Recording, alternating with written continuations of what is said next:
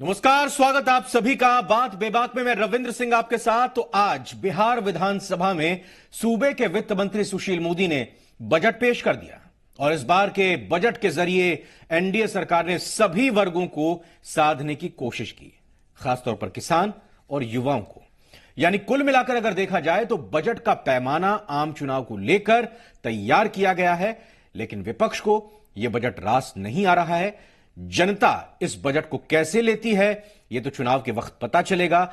जो बजट में प्रावधान है अगर जमीन पर उतर आते हैं उसका असर पड़ता है और उसका असर वोटों में दिखाई देता है तो कहा जा सकता है कि बजट बहुत अच्छा है। लेकिन फिलहाल आज इस बजट के तमाम पहलुओं पर चर्चा करेंगे, खास मेहमान हमारे साथ जुड़ेंगे। लेकिन आइए सबसे पहले बजट से जुड़ी पूरी खबर देखते हैं।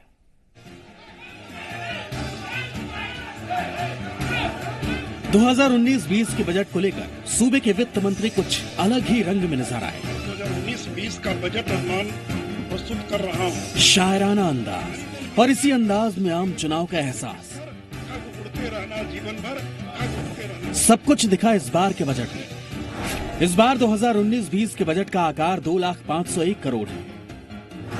इस बार के बजट में सबसे ज्यादा खर्च शिक्षा पर किया जाएगा। शिक्षा का बजट 34,798 करोड़ रुपए तय किया गया है। दूसरे नंबर पर ग्रामीण विकास पर 15,669 करोड़ खर्च। तीसरे नंबर पर सड़क और पुल निर्माण 18,000 करोड़ रुपए सड़कों पर खर्च करने के लिए रखा गया है। चौथे नंबर पर सामाजिक सुरक्षा और पांचवें नंबर पर स्वास्थ्य पर खर्च किया जाएगा। बजट के प्रावधानों पर गौर करेंगे तो पता चलेगा हर वर्ग को पूरी तरह से साधने की कोशिश हुई है और इस कोशिश में सबसे ऊपर युवा है और शिक्षा के जरिए साधने की कोशिश हुई। बजट में इस बार बालिका साइकिल योजना के लिए 207 करोड़ रुपए निर्धारित किए गए हैं। बालिका प्रोत्साहन योजना के लिए 274.84 करोड़, सर्व शिक्षा अभियान के लिए 14,352.69 करोड़, साइकिल योजना की राशि 2,500 से बढ़ाकर 3,000 करोड़ किया गया। 9वीं से 12वीं तक की छात्राओं को पोशाक के लिए अब 1,500 रुपए मिलेंगे। छात्राओं को सैनिटरी नैपकिन के लिए मिलेंगे 300 रुपए। अररिया, किशनगंज, नवादा के नए इंजीनियरिंग कॉलेज में इस साल से पढ़ाई शुरू हो जाएगी। 7 इंजीनियरिंग, 12 पॉलिटेक्निक कॉलेज में हॉस्टल निर्माण होगा। पीएमसीएच को वर्ल्ड क्लास बनाने के लिए 5,540 करोड़ दिए गए हैं। 54 एएनएम स्कूल और 23 जीएनएम स्कूल का निर्माण होगा। मुजफ्फरपुर में 150 करोड़ की लागत से कैंसर अस्पताल बनेगा। छपरा, पूर्णिया, समस्तीपुर, बेगूसराय, सीतामढ़ी में मेडिकल कॉलेज, वैशाली, झंझारपुर, सीवान, बक्सर, भोजपुर, जमुई में मेडिकल कॉलेज, रहुई में डेंटल कॉलेज की स्थापना होगी। राज्य सरकार ने किसानों के साथ साथ गांवों के विकास की ओर ध्यान दिया है। सरकार ने बताया कि सूखाग्रस्त 280 प्रखंडों में कृषि इनपुट का ऑनलाइन भुगतान किया गया है। प्रति एकड़ सिंचाई अनुदान बढ़ाकर 500 रुपए कर दिया गया। बिहार के 96% किसान, लघु या सीमांत किसान पीएम किसान पोर्टल पर निबंधन कराया है। साथ ही सीएम हरित योजना के तहत पैक्सों के लिए 1,692 करोड़ की योजना को मंजूरी दी गई है। इसके अलावा मुख्यमंत्री ग्राम संपर्क योजना के लिए 5,286 करोड़ और 31 दिसंबर तक कृषि कार्य के लिए अलग बिजली फीडर। ये सारी बातें किसानों और गांवों के लिए की गई है। कुल मिलाकर देखें तो इस बार नीतीश सरकार ने 2 वर्गों पर खासा जोर दिया है। शिक्षा और कृषि यानी उम्मीद से ज्यादा दोनों जगहों को तवज्जो दी गई है, जबकि स्वास्थ्य और विकास के उद्देश्य को बजट में ज्यादा महत्व नहीं दिया गया। रजनीश के साथ आशुतोष चंद्रा, जी मीडिया, पटना। तो चलिए शुरुआत करते हैं चर्चा की। खास मेहमान हमारे साथ जुड़ चुके हैं। आपको बता दें समीर महासेठ आज हमारे साथ हैं, आरजेडी विधायक हैं। समीर जी स्वागत आपका। सरोज तिवारी हैं कांग्रेस प्रवक्ता, सरोज जी आपका भी स्वागत। मनोज शर्मा है बीजेपी विधायक, बहुत बहुत धन्यवाद मनोज जी चर्चा में शामिल होने के लिए। और सुहेली मेहता है हमारे साथ, आज दिन में भी हमारे साथ कई बार वो जुड़ी और अपनी तरफ से पक्ष रखा अपनी पार्टी का, जेडीयू प्रवक्ता है। सुहेली जी आपका बहुत बहुत स्वागत। पहला सवाल सबसे मेरा आपसे है मनोज शर्मा जी, हम 2 शब्द आजकल बहुत सुन रहे हैं खासतौर पर एनडीए के घटक दलों और नेताओं की तरफ से, मास्टर स्ट्रोक और बेंचमार्क, या यूं कहें कि मास्टर स्ट्रोक और गेम चेंजर। कुछ ऐसा मास्टर स्ट्रोक, कुछ ऐसा गेम चेंजर क्या आपको इस बजट में नजर आ रहा है? जी देखिए, सबसे पहले तो धन्यवाद देना चाहूंगा बिहार की जनता के साथ साथ में एनडीए की सरकार को, मुखिया नीतीश कुमार जी को और बेहतर वित्तीय प्रबंधन करने वाले माननीय वित्त मंत्री सुशील कुमार मोदी जी को कि हम लोगों ने आखिरकार 2 लाख करोड़ का आंकड़ा पार कर लिया बिहार ने। और आप अगर इसे मास्टर स्ट्रोक कहेंगे तो मैं ये नहीं कहूंगा, ये क्रमशः विकास का जो दौर चल रहा है, बिहार जो 11.3% के रफ्तार से जो विकास दर हासिल कर रहा है, ये उसका परिणाम है। अच्छा। आप पिछले 5 सालों का बजट देखेंगे तो क्रमशः हम हर बजट में हमारा बजट का योजना आकार बढ़ता जा रहा है। तो ये एक बेहतर वित्तीय प्रबंधन और सुशासन की जो सरकार है उसका ये परिणाम है कि आज बिहार में हम मुख्यतः जो 5 क्षेत्रों पे, सबसे पहले शिक्षा, और उसके बाद ग्रामीण विकास, उसके बाद आधारभूत संरचना, उसके बाद सामाजिक कल्याण, उसके बाद स्वास्थ्य, इन तमाम जो कल्याणकारी राज्य सरकार की जो भूमिका होनी चाहिए उसमें बजटीय आवंटन दिया जा रहा है। तो ये चुनावी मास्टर स्ट्रोक नहीं है। हमने पिछले साल भी 1,76,000 करोड़ का बजट पेश किया था। उसके पहले भी हम लोगों ने जो क्रमशः जो आप बजट का आंकड़ा देखेंगे, जो आंकड़ा मेरे पास में है, 17-18 में 1,36,000 करोड़ का बजट था, 16-17 में 1,26,000 करोड़ का बजट था, 15-16 में 1,12,000 करोड़ का बजट था, 14-15 में 94,000 करोड़ का बजट था, 13-14 में लगभग 80,000 करोड़ का बजट था। तो ये तमाम जो आंकड़े बता रहे हैं, हाँ। ये बिहार के जो बढ़ते विकास दर, जिस रफ्तार से हम आगे बढ़ रहे हैं, और ये उसका परिणाम है। बिल्कुल समीर और महासेठ, आप देखेंगे ये जो बातें मनोज शर्मा बता रहे हैं, आज पूर्व वित्त मंत्री, आपकी पार्टी के नेता अब्दुल बारी सिद्दीकी जब सामने आए, उन्होंने कहा खोदा पहाड़ निकली चूहिया। उन्होंने ये सवाल किया, हालांकि मनोज शर्मा जी बता रहे हैं, आंकड़े लेकर बैठे हुए हैं, कि सरकार ये नहीं बता रही है प्रतिवर्ष कितना बजट का दायरा बढ़ा है, कितना आवंटन बढ़ा है। सरकार 2005 से इसको कंपेयर कर रही है। आप ये बताइए कि अगर आपकी महागठबंधन को मौका मिलता है, अगर आप की तरफ से आपकी सरकार या महागठबंधन की सरकार होती, इस वक्त बजट पेश किया होता है ऐसे हालातों में, तो आप वो कौन सी चीजें लेकर आते, या फिर इस बजट की कमी क्या है? दोनों चीज बताइए। निश्चित तौर पे बजट का मतलब होता है कि आम व्यक्ति को हम क्या दे पा रहे हैं। जहां पे बिहार में शिक्षा और चिकित्सा पे पहले ध्यान जाता था, इरिगेशन पे जाता था, तो निश्चित तौर पे आज के दिन में शिक्षा,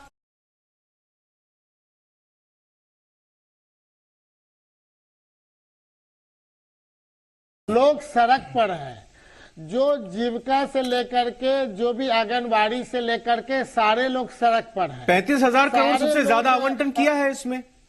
35,000 करोड़ 2 लाख में से मिल रहा है सबसे ज्यादा। वही तो कह रहे हैं।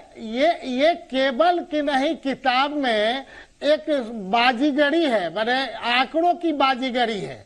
और चूंकि सेंटर में भी बीजेपी है और स्टेट में भी आप उनके साथ चला रहे हैं। नहीं सर, इसमें बाजीगरी क्या हुई? मान लीजिए मेरे को 200 रुपए मिल रहे हैं, मैं उसमें 35 रुपए जो है खर्च करूंगा शिक्षा के क्षेत्र में, मैं आवंटित कर दूंगा उसको, उस बजट को, वहां पर फिर खर्च होगा। संविदा कर्मियों की भी इसमें आप बता दें, जब बजट है तो क्यों नहीं उसमें आया कि टोटल टीचरों का 7वां वेतन जो देने के बाद और रिटायर्ड टीचर के देने के, आप दे ही नहीं ना रहे हैं। सबसे बड़ी बात है कि आप देंगे नहीं, और आप उसके लिए एजुटेशन चल रहा है, सारे यूनिवर्सिटी में चल रहा है, और दूसरे तरफ गेस्ट टीचर रखे जा रहे हैं। एक तरफ आप कहीं पर डॉक्टर की बहाली नहीं करेंगे, दूसरे तरफ 50,000, 40,000, 60,000 पे आपकी नहीं डॉक्टर रखेंगे। हमारा ये कहना है, ये बाजीगरी को समझना पड़ेगा। और ये जब बाजीगरी को समझ जाएंगे तो लगेगा कि जहां खर्चा करना है देंगे नहीं। और जो पहले पैसा दिया गया 3 साल से हम लोग जहां भी देख रहे हैं तो यही देख रहे हैं कि अब 60%, 70%, 80% केवल जहां पे कंस्ट्रक्शन का काम होता है, सड़क हो, कोई बिल्डिंग हो, जहां पे ऐसी चीजों का है, वहां पे सुहेली मेहता जी जवाब दीजिए इन दोनों चीजों का। पहली बात ये कि आप ये एक तरह से आई वॉश है, आप बस बोल रहे हैं कि शिक्षा के क्षेत्र में आप सबसे ज्यादा बजट आवंटित किया गया है, लेकिन ये कहीं ना कहीं आप छिपाना चाह रहे हैं जो 5वें नंबर पे है। नहीं, 5वें नंबर पे है। हाँ ठीक है, सुहेली जी जवाब दीजिए। हेल्थ 6ठे नंबर पे, इस ढंग से सबसे ज्यादा बजट 22% से भी ऊपर शिक्षा में बजट का प्रावधान किया गया है। जो शिक्षकों का हक है, दूसरी बात की या तो सुहेली जी कहें कि वो 7वां वेतन नहीं देना चाह रहे हैं, अगर एक्सेप्ट करें, जो रिटायर्ड टीचर है कॉलेज के उनको मिल गया है, जब 3 साल से आप पैसा दे ही नहीं रहे हैं, जब पेमेंट हुआ ही नहीं, जब खर्चे होंगे ही नहीं, जवाब दे रहे तो वो हैं कहीं ना आपका। कहीं जवाब सुनिए, जवाब जवाब सुनिए। दे रहे हैं। सीधा बात है। बोलिए। आदरणीय महासेठ जी को लग रहा है कि याद नहीं है, पिछले कैबिनेट में भी पास हो गया है और सरकार ने ये वादा भी किया है और कि अगले फाइनेंशियल ईयर से यूनिवर्सिटी टीचर्स को 7th पे मिलने जा रहा है। कब से नहीं मिल रहा है? अगले फाइनेंशियल नहीं मिल रहा है तो एरियर में मिलेगा। ये कोई नई बात आज इसकी घोषणा कर देते, 8 महीने तक आज इसकी घोषणा करते हैं क्या बेईमाने 35,000 करोड़ में ये इंक्लूड है? एरियर मिलता है। बजट का मतलब ठीक है, एरियर कुछ दिन बाद मिलेगा, कुछ महीने बाद मिलेगा। एरियर को घटाइए, ये बिहार जो के बनता है उसको जोड़िए। तब देखिए मेरी बात पहले सुनी जाए, मेरी बात सुनी जाए। जिस सरकार में 8 महीने पर प्रोफेसर को सैलरी मिलती थी, वहाँ पर हर महीने प्रोफेसर के अकाउंट में 3 और 4 तारीख को जाती है। अरे भाई, तो 7वां वेतन आयोग तो करेंगे ना तुलना। नहीं मिल रहा है, लेकिन अगले फाइनेंशियल ईयर से मिलेगा और एरियर में तुलना क्यों नहीं मिलेगा। करेंगे? इसलिए जनता को दिग्भ्रमित करने की देखिए, हम लोग कोशिश ऐसी कोई बातें नहीं हो पाएंगी भाई। एक एक करके बातें बोले। आप समीर महासेठ जी अपनी बातें बोलिए, सुहेली मेहता जी को बात बोलने दे रहे हैं। समीर महासेठ जी ठीक है, 1 मिनट। अरे आप बोलने दीजिए ना इनको जरा चुप सुहेली कराइए जी तो को। हम अपनी बहुत बातें आपके सामने रखेंगे। इनको ये आ रहा हूं, आई भाई, वॉश आपके लग पास रहा जा है। किसानों के लिए बजट का प्रावधान किया गया है ज्यादा से ज्यादा। किसान से इनको मतलब नहीं है। जब तक इनके पॉकेट में डायरेक्ट पैसा नहीं आएगा तब तक कोई बजट इनको उपयोगी नहीं लगेगा। निश्चित रूप से यही बात है। ये बजट देखिए आम जनता के लिए है, ये बजट किसानों के लिए है, युवाओं के लिए है, महिलाओं के लिए है, शोषित के लिए है, पीड़ित के लिए है। ठीक है, सब सरोज मिला तिवारी के आपके पास न्याय के आता हूं। साथ समीर विकास महासेठ के से लिए मैंने ये सवाल बजट पूछा था है। कि अगर आपके लेकिन इनको ये महागठबंधन अगर समझ बजट में लेकर नहीं आता है, अगर आगे मौका मिलेगा तो आप इसमें कौन सी चीज लेकर आते हैं, उसका जवाब मेरे को तो मिला नहीं है। ये बताइए, ग्रामीण विकास पर जो शिक्षा के बाद दूसरे नंबर पर पैसा खर्च किए जाने का प्रावधान रखा जा रहा है या और तमाम तरह की चीजें हैं, आपको क्या कमियां लग रही हैं ये तो बताइए, लेकिन ये भी बता दीजिए कि अगर आप होते तो आप क्या करते? मैं बिल्कुल बता रहा हूं। 15-20 सेकंड में बजट पे बोल दूं, उसके अंदर बताता हूं अगर हम होते तो क्या करते। सबसे पहली बात यह है कि मुझे बड़ा आश्चर्य हुआ, भाजपा के प्रवक्ता हैं, इन्होंने कहा कि हर साल क्रमशः कुल बजट बढ़ रहा है। हर साल बढ़ता ही है, हर साल सबकी सैलरी भी बढ़ती है, हर साल सबके रोजगार के आंकड़े भी बढ़ जाते हैं। जब रोजगार वाले लोग आते हैं, बेरोजगारों के आंकड़े भी बढ़ जाते हैं। तो ये कोई बहुत बड़ी बात नहीं, ये और ज्यादा बढ़ना चाहिए था। ये जिस स्पीड से बढ़ रहा है, ये स्पीड सफिशिएंट नहीं है। आपका जो जीडीपी ग्रोथ रेट है, वास्तव में चूंकि बिहार अभी बहुत पीछे है, अगर आप महाराष्ट्र से ही तुलना कर लीजिए, महाराष्ट्र का पिछले साल का जो बजट था वो 3.1 लाख करोड़ का था और हमारा बिहार का इस साल हो पाया 2.1 लाख करोड़, 2.0। महाराष्ट्र से कहां कंपेयर कर रहे हैं? महाराष्ट्र नंबर 1 राज्य है हमारा। एक मिनट मैं इसीलिए तुलना कर रहा हूं। आप नंबर 1 राज्य से तुलना करिए कि हम कितने सालों बाद वहां पहुंच पाएंगे। अगर इस रेट से चलेंगे तो इस रेट से मुझे यह कहना था, मैं दिन से कह रहा हूं कि कम से कम हम लोग को 25% का जीडीपी ग्रोथ होना चाहिए था। अब रही बात दूसरी बात, मुझे इस बजट में रोजगार का कोई भविष्य नहीं दिखाई दिया। रोजगार के लिए कुछ भी कि हम कैसे रोजगार देंगे, निवेश कैसे लाएंगे नहीं दिख रहा है, उद्योग कैसे बढ़ेगा ये नहीं दिख रहा है। कृषि का नाम बार बार लिया गया, लेकिन कृषि में जितना लागत होता है किसान का, उस लागत से ज्यादा हम समर्थन मूल्य अनाउंस किए हुए हैं, लेकिन वो समर्थन मूल्य हम दे नहीं पा रहे हैं। हमारा पैक्स खरीदने को तैयार नहीं है, हमारा एफसीआई खरीदने को तैयार नहीं है, तो किसान तो मर ही रहा है। वहां वो कर्ज में डूब जा रहा है, क्योंकि वो उसके पास प्रॉफिट बिल्कुल नहीं बच रहा है। तो वहां पे बिल्कुल हम फेल हैं। कई ऐसे मुद्दे हैं जहां हम बिल्कुल आपने बहुत बढ़िया मुद्दे उठाए, मैं उसकी बात करता हूं। मनोज शर्मा, ये बताइए कि निवेश कहां से आ रहा है, कुछ पता नहीं चल रहा है। लेकिन मैं नहीं, अब ये मेरा 10 सेकंड में सुन लीजिए। अगर मेरी सरकार होती, अगर हम लोग सरकार में होते तो हम लोग की प्रायोरिटी रोजगार होता, सेकंड प्रायोरिटी किसान होता, थर्ड प्रायोरिटी शिक्षा होता, फोर्थ प्रायोरिटी स्वास्थ्य होता। मनोज शर्मा, आपने शिक्षा के ऊपर बजट आवंटित कर दिया, ठीक है, बल्कि ताली बजाने वाली बात है, लेकिन ये बताइए शिक्षित लोग होंगे, जो शिक्षित लोग होंगे नौकरी करने कहां जाएंगे, निवेश कहां से आ रहा है, और जो किसान है फसल आपकी उसकी बंपर पैदावार हो रही है, लेकिन वो बाजार में उस फसल को बेचेगा कहां? मनोज शर्मा जी बिल्कुल, मैं उसी बातें पे आ रहा हूं। देखिए, इस बार जो सहकारिता विभाग का जो आप बजट देखिएगा, इसमें कई गुना बढ़ोतरी करते हुए लगभग 2000 करोड़ का बजट किया गया। और किस सेक्टर में किया गया? स्वरोजगार के सेक्टर में किया गया। सहकारिता 2000 करोड़, बात सुन लीजिए, सहकारिता मजाक कर रहे हैं, 2000 करोड़ से क्या होगा? 2000 करोड़, 3 गुना। जी हम मैं बता रहा हूं ना, अब सहकारिता क्षेत्र में, जो कृषि के क्षेत्र में जो जैविक उत्पादन है और जो सब्जी की उत्पादन है, सब्जी के उत्पादन के लिए त्रिस्तरीय कोऑपरेटिव सोसाइटी बनाई गई। कई सैकड़ों की संख्या में कोऑपरेटिव सोसाइटियों ने निबंधन कराया है और उसके लिए एक बाजार उपलब्ध कराया जाएगा बिहार के ग्रामीण अंचलों से उगाई हुई जो सब्जी का उत्पाद है। बजट में इसका उल्लेख है, वो ये बहुत बड़ा रोजगार खड़ा होने जा रहा है, बहुत बड़ा रोजगार खड़ा होगा, बहुत बड़ा, और ये बजट में प्रावधान है। दूसरा इन्होंने निवेश की बातें कही, बताइए ना कौन से जिले में, बातें में बताइए, एक जिला, दो जिला, पायलट प्रोजेक्ट है ये। तीसरी प्राथमिकता, मेरी बात सुन लिया जाए, बता रहे तीसरी हैं, प्राथमिकता इस हम योजना लोगों का ने उद्घाटन होने जा रहा आधारभूत है। संरचना चिंता को दी मत है। कीजिए। आधारभूत संरचना में जो निरंतर विकास हम लोग कर रहे हैं, सड़कों का, पुलों का, हाईवे का जो जाल बिछाया जा रहा है, ये एक प्लेटफॉर्म तैयार हो रहा है और रोजगार, निवेश के नौकरी, लिए जो ऊर्जा के क्षेत्र में कार्य हो रहा है, नौकरी कहां मिलेगी, जो हम लोग की अचीवमेंट्स है, नौकरी, वो अचीवमेंट्स हमारे एक जी नौकरी स्वरोजगार से ही हम लोग यहाँ अभी जो हमारे स्वरोजगार के, आप देखिएगा पशु और मत्स्य संसाधन विभाग में हमारा बजट लगभग बढ़ के 718 करोड़ के आसपास में है। पिछले साल की तुलना में हम उसको बढ़ा के 953 करोड़ ले गए। 718 नौकरी का सृजन कैसे होगा ये बताइए। बातें जो है बजटीय प्रावधान है, ये स्वरोजगार की ओर बिहार को ले जा रहा है। हम अपने पैरों पे खड़े होने जा रहे हैं। हम नौकरियों, हम अभी हमारा रोजगार सृजन लिस्ट में नहीं है। नहीं, रोजगार सृजन नहीं है। अगर आप ठीक है सर, आपको सुन लिया मैंने। समीर महासेठ, एक और चीज निकल कर आ रही है, 10,000 करोड़ गृह विभाग के लिए आवंटित किया जा रहा है। अब यह बताइए कि करप्शन के अलावा क्राइम आपके लिए एक बहुत बड़ा मुद्दा है।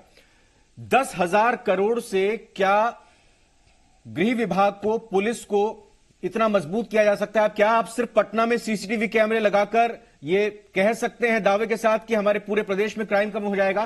क्या कोई कार्य योजना नजर आती है इस बजट में क्राइम पर कंट्रोल करने की? आज वित्त मंत्री जी ने कहा कि फर्स्ट फेज में पटना और नालंदा को कंप्यूटरीकरण करेंगे और इसके बाद 2020 में पूरे बिहार को करेंगे। उन्होंने ये नहीं कहा कि लॉ एंड ऑर्डर में जो इतनी गिरावट हुई, जहां पे व्यापारियों की हत्या हो रही है, आम व्यक्ति की हत्या हो रही है और एक दिन में 12 हत्याएं हो रही, एक जिला सीतामढ़ी में 7 हत्या हो रही है, उसके बारे में कहीं पर ये नहीं है। कैसे क्राइम कंट्रोल करेंगे उस बात का कहीं नहीं है। मॉडर्नाइजेशन तो पिछले 3 साल से 5 साल से मॉडर्नाइजेशन कर रहे हैं, पैसा लगा रहे हैं। हमने आपको एक ही बात कहा कि सिर्फ और सिर्फ वैसे ही जगहों पे इनका, जिसको कहते हैं व्हाइट एलिफेंट, सभी जगह इनका कंप्यूटर लगा हुआ है, कंप्यूटर नहीं काम कर रहा है इनका। आज जो जितना भी डिपार्टमेंट है उसमें कोई भी डाटा आप आज प्रेस रिपोर्टर मांगिएगा, एक भी डाटा आपको नहीं मिलेगा, इसलिए कि बिहार सरकार का कहीं भी डाटा प्रॉपर नहीं है, सही इंफॉर्मेशन नहीं है, तो कहीं ना कहीं गलत डाटा के आधार पर आप उनकी खिंचाई करिएगा। तो सभी जगह चेक एंड बैलेंस किया गया है। रदर कैबिनेट होता है तो पहले कैबिनेट मिनिस्टर अपना घर ले जाते थे किताब, आज के दिन में आज वहीं पर कैबिनेट में छोड़ के आना है, चीफ सेक्रेटरी को वहीं मिलता है। मैं क्राइम पर बात करूंगा आप ही से। ये बताइए कि क्या पुलिस का मुख्यालय आलीशान बिल्डिंग बनाने के साथ क्या आपको लगता है कि इससे क्राइम की स्थिति से बचा जा सकता है, उसको रोका जा सकता है? इस 10,000 करोड़ से आप क्या पुलिस को दे देंगे, कैसे मजबूत कर लेंगे? पुलिस को हम झोपड़ी में रहने के लिए दे दें क्या? अगर पुलिस को ये फैसिलिटी दी गई है, अगर पुलिस को फैसिलिटी दे, समीर जी एक मिनट बोलने दीजिए उनको। पुलिस को अगर रहने के लिए सुविधा दी गई है, उनके कार्यालय के लिए अच्छे कार्यालय खोले गए हैं, तो इसमें आपत्ति क्यों? अगर पुलिस को दूसरी सुविधा दी गई है तो उसमें आपत्ति क्यों? अगर 10,000 करोड़ पुलिस के जो हथियार हैं उसके लिए अगर किया गया है तो उसमें आपत्ति क्यों? और पटना और नालंदा के लिए फर्स्ट फेज में किया गया है तो आपत्ति क्यों? शुरुआत तो हुई है ना, शुरुआत हुई है। और जहां तक अपराध की बात ये कर रहे हैं, ऐसा कोई भी क्राइम नहीं है बिहार में जो होता है और उसके बाद पुलिस एक्टिव नहीं होती है, चलिए और जो दोषी है उसको सजा नहीं होता है। घूम रहा है। सरोज तिवारी, देखिए एक चीज तो आप ये मानेंगे, चाहेगा कि सरोज तिवारी आप अपनी बात रखिएगा और साथ ही साथ मेरे सवाल का जवाब दीजिए। आप एक बात तो मानेंगे कि विपक्ष की तरफ से अभी तक इस बजट के बाद ऐसी प्रतिक्रिया नहीं आई कि भाई चुनाव इस साल में होने वाला है, इसलिए चुनावी बजट है, लोक लुभावन बजट है, कहीं ना कहीं जनता को दिग्भ्रमित किया जा रहा है। मतलब साफ है कि भाई ये एक तरह से विजन क्लियर है, बिहार की तरक्की करनी है, उसको विकास के रास्ते पे ले जाना है, बशर्ते चुनाव इस बार होने वाले हैं। मैं आप ही के प्रश्न से जवाब शुरू करता हूं कि चुनावी बजट होना चाहिए था, लेकिन संभावना ही नहीं थी। इसलिए कि इनके पास उतनी तरीके का रेवेन्यू नहीं है। जितना रेवेन्यू था उतने ही का ये लोग बजट बनाए हैं। और सरकार कभी घाटे में नहीं होती है, घाटे का बजट होता है। घाटे का बजट बनाया जाता है कि अगर सपोज 100 रुपया हमारा पिछले साल लगा था, 110 रुपया पूरा आया है, तो हम 110 रुपए का बजट बना के खुश हो गए। जबकि बनना चाहिए 150 रुपए का बजट, और उस 10 रुपए से लोन पे करना चाहिए था। तब विकास तेजी से आता है, तब रोजगार जनरेट होता है, तब निवेश होता है। और दुर्भाग्य से 2 मोदी की मैं बात कर रहा हूं, 2 बड़ी बातें, और दोनों पे आप जम के हंस सकते हैं। एक पहली बात कि 2015 के बाद से जब भी बजट बिहार का बनता है मुझे हंसी आती है कि 2015 के चुनाव में प्रधानमंत्री मोदी जी बोले थे 1.25 लाख करोड़ का मैं देने जा रहा हूं, और ये 2 लाख करोड़ का इस साल जाके बजट हो पाया। ये 1.25 लाख करोड़ कहां है भाई? ये जरा आप लोग सब लोग सोचिए। बताइए कहां है ये पैसा? दूसरे अभी नहीं अभी दूसरे मोदी जी का भी जवाब दीजिएगा। दूसरे मोदी जी का, दूसरे मोदी जी का सुन लीजिए। नहीं, दूसरे मोदी जी का भी बोल लेते हैं। छोटे मोदी जी का नहीं, छोटे मोदी जी का इसी बजट से सुन लीजिए। मोदी जी का मोदी जी ने कहा कि हम लोग सरप्लस का बजट बना रहे हैं। छठी बड़ी अर्थव्यवस्था बन चुकी है विशेषज्ञों से। अगले 5 सालों में तीसरी बड़ी अर्थव्यवस्था बनने जा रही है। कभी भी बेरोजगारी दर जहां इतनी हो अच्छा बजट माना जाता है क्या? विकास दर 3% है। भारत का विकास दर 7% से ऊपर है। बजट भाषण में बिहार का विकास दर 11%। मनोज शर्मा, मुझे बता दीजिए, इसमें 1.25 लाख करोड़ विशेष पैकेज, विशेष राज्य का दर्जा, कुछ इस चीज की झलक नहीं दिख रही है। 2 लाख का आपने बोल तो दिया, लेकिन इस 2 लाख करोड़ में आपने ये नहीं बताया कि कितना केंद्र का इसमें शेयर है, हम कितनी इसमें कमाई कर पाएंगे, कितनी एड हमें मिलेगी, कितना लोन से हम हासिल करेंगे, इसका कोई जिक्र नहीं है इसमें।